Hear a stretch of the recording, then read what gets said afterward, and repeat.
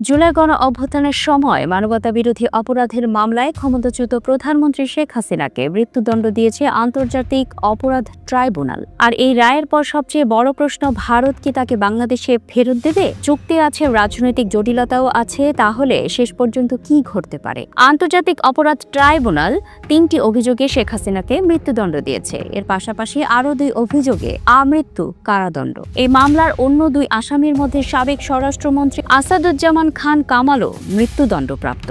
আর পুলিশের সাবেক আইজিপি চৌধুরী আব্দুল্লাহ আল মামুন পেয়েছেন ৫ বছরের সাজা। গত বছরের ৫ই আগস্ট গণ অভ্যুত্থানের সময় ক্ষমতা হারিয়ে শেখ হাসিনা ভারতে আশ্রয় নেন। এখনও তিনি দিল্লিতেই আছেন।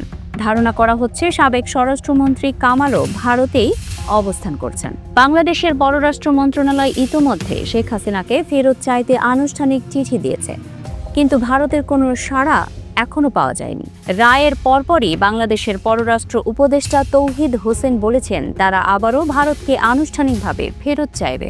ঢাকায় ভারতীয় হাই কমিশন ও দিল্লিতে বাংলাদেশের হাই কমিশনের মাধ্যমেও দ্রুত চিঠি পাঠানো হবে। এরপর ভারতের প্রতিক্রিয়া দেখে পরবর্তী সিদ্ধান্ত। আইন উপদেষ্টা আসিফ নজরুলও একই কথা জানিয়েছেন, বাংলাদেশ ফেরত চাইবে, এখন সিদ্ধান্ত ভারতের। বাংলাদেশ ও ভারতের মধ্যে বন্দি প্রত্যর্পণ চুক্তি আছে।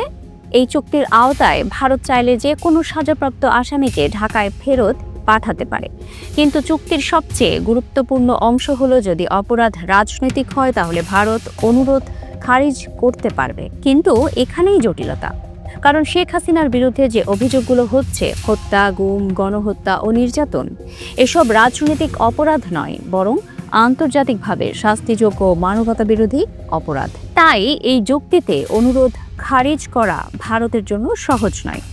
ভারত যদি তারা মনে করে অভিযোগগুলো ন্যায় বিচারের স্বার্থে আনা হয়নি অথবা বিচার সুষ্ঠু হয়নি, তাহলে ভারত অনুরোধ নাকচ করতে পারবে। বিবিসির প্রতিবেদন অনুযায়ী ভারতের ভেতরে উচ্চ পর্যায়ে একটি মত গঠিত হয়েছে, শেখ হাসিনা সঠিক বিচার পাননি এবং ভারত এখনও তাকে ফেরত দেওয়ার অবস্থানে নেই।